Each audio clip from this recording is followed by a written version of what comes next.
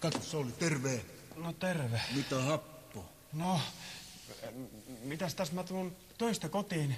Niin. Ja tiedätkö, Pulkkinen, mun asuntoni on täynnä alastomia ihmisiä. Sellaisia naturistisia henkilöitä pyörii siellä, eri kokoisia, erinäköisiä. No niin. Kyllä. Et tiedäksä, mikäs tässä nyt on oikein... Tiedän mä sen, me tehdään siellä pornoelokuvaa. Mitä teette? Tehdään Koposen kanssa pornoelokuvaa, onneksi olkoon, Sauli, sä oot tähti. Mikä? Tähti, kato, susta otetaan nyt koko mitasta kuvaa nyt. Kato, menet sinne ja risut housut pois ja siinä on sellainen kamera, Koponen on kammessa. Sitten kun punainen valo palaa, niin tikkaat niin perkeleesti. En varmaan mene, ei. No kato, talkoon hengessä menet sinne. Kato, vanha Maijakin tuli tuosta työläisnainen tuosta alakerrasta mukaan ja sanoi, että ikinä ei ole ollut näin reippaat talkoot. Hei, ei mun kämpässäni, ei hei. Älä rupea häsläämään, Sauli. Mä varoitin sua, että sä aina rupeat jossain vaiheessa häsläämään. Älä nyt rupea häsläämään. Nyt otat sellaisen mielikuvan, että sä oot valtava erektiivinen olio. Minä? Sinä, juuri sinä. Ja sulla on sitten sellainen falloksen tyyppinen sielu. Ja sitten menet sinne, kato, ja unohdat kaiken ja improvisoit. Annat palaa mihin sattuu, kato, sulla on pari lehmääkin mukana, niin jokaiselle jotakin. Tätä tyyliä. Näin on, kato. Olisiko sulla aina 70? Ei oo. Ai jaa, no mikä sulla sitten on? No en tiedä. Stressi vai? No kai tässä nyt perkele tulee stressi, kun kämpäs on milloin mitäkin. Kato, mä sanon sulle tällaisen tarjouksen, että otat vapaata ja lähdet purjehtiin. Koponen sanoi mulle kerran, että lähdetään purjehtiin. Me painettiin länsimyötäisessä tollainen 2 vuorokautta ja mä nukuin sillä täkillä kuin sahapukki koko ajan.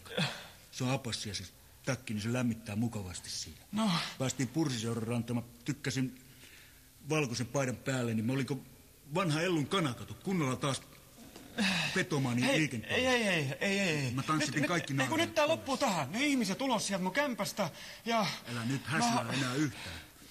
Sä lainaa 70 joka tapauksessa Martas. Ei ole. Kato, pitäisi ostaa semmonen klaffitaulu siitä. Saatais pamautettua klaffit etu- ja takapuolelle siihen elokuvaan. Siitä tulee semmonen siisti kokonaisuus. Helena olisi hyvin tyytyväinen siihen. Helena? Onks Helena siellä? Ilman muuta se on mukana. Helena on toinen tähti. Mikä? Toinen tähti. Tässä nyt just arvotaan, että kumpi meistä menee siinä toiseksi pyöräksi, kato. Ei, mä menen hakemaan Helenan pois sieltä. Nyt mene. Ota housut pois, jos sä meinaat mennä sinne. Kuin niin? Ne on, kato, tiellä. Omaan kotiini vai? Kyllä, kato, siellä on Koposen dogma menossa nyt, että housuja ei tarvita. Kengät saa olla jalassa, mutta housut pois. Se on tämän dogman ensimmäinen askel. No niin, se on menoksi, no Anni Lennox. Pidä huolta. Ciao. Ciao.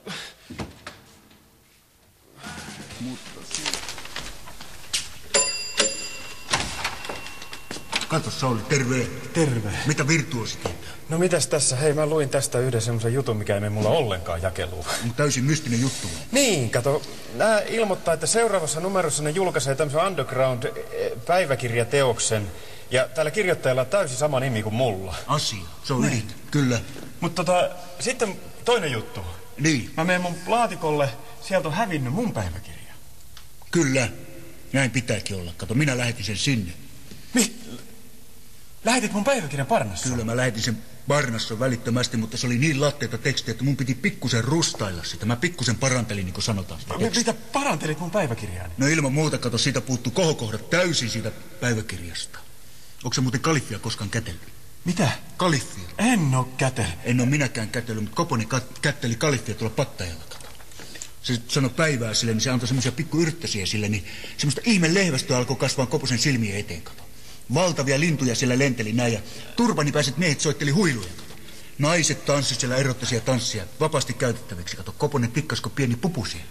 Mä kirjoitin senkin sinne sun päiväkirjaasi, kato. Mitä? Minun kokemana vai? Kyllä. Mutta eihän mulle mitään sellaista saa. Sanoppa muuta, kato. Näin on. Näin on asiat. Ei, mut herran tähden. Siinä kirjassahan on kaikki mun intiimit yksityiskohdat mun ja Helenan suhteesta. Näin on, mutta sulla ei ole mitään huolta siinäkään suhteessa. Mä nimittäin korjailin nekin kuntoon kaikki. Kaikki on niinku putkessa nyt siellä ne hommat. Korjailit mun ja Helenan suhdetta? Kyllä, siinä oli paljon korjattavaa. Kato, erotiikka puuttu täysin. Sä et tunne Helenaa vielä niin hyvin, että erotiikka. Kato, Helenassa on erotiikka, syvä erotiikka, kato. Sä et muistanut ärähtää, kun sä kirjoitit sitä sun päiväkirjaa. Ärähtää? Niin, ärähdellä, kato. Se pitää aina ärähdellä, jos kirjoittelee jotakin, kato. Ärähdäpä vähän nyt. No enkä ärähdä. Ärähdä pikkusen. En, hei, kato. No ärähdä nyt. Tää on nimetty Miehisen häpeän manifesti. Se on asia, se on ydin. Se on ytimessä nyt. Näin on kuule. Olisiko sulla lainata 70? No ei oo. Ei mullakaan yhtään rahaa, pitäisi ostaa muutamaskin tupakkia. Noniin, mitä Dostojevski? Mä oon ylpeä susta.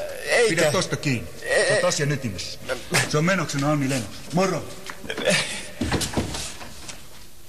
Mutta saatana, senhän lukee kaikki.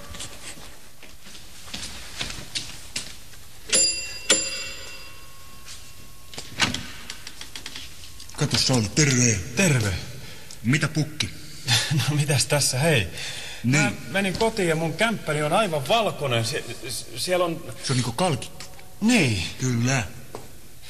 Siellä on semmoinen uskomaton tunnelma, niin. Niin. Se kivi paasee siellä pitkiä poikia, kynttilikot palailee. No just niin. Ja uskomattoman harmonisesti tauluryhmiä siellä soviteltu seinille. Just, että mitähän se nyt on? Ymmärrän sua, kato, sinne tulee Jumala piipahtaa nyt, pikimiten. Jumala? Jumala tulee käymään sinne, kato. Me oltiin Koposen kanssa molemmat semmoisessa hyvin tyhjässä olotilassa. Et mikä on tämä olo, kato, tämmönen eksistentti tyhjyys.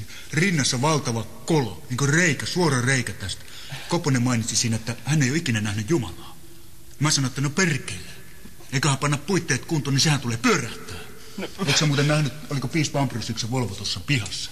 Se tulee vihkisen tila pikimiten tässä kanssa. Ei herra Jumala. Kyllä näin on, sä oot asian ytimessä. Nyt sä oot asian ytimessä. Olisiko sulla muuten tenttua? Ei ole. Ei mullakaan ole tenttua. Pitäisi saada tenttua, että saadaan muutama palava bensa sinne roahtaa. Jumalalla on kotosampi tulla sinne.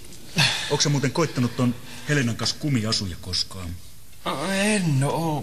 Mä luulen, että sun pitäisi kokeilla kumiasuja, nimittäin kato, tiukka kumiasu se tekee ekvarttia tonne alapäähän, vaikka semmoisia renkaita käyttelee myös siinä samalla.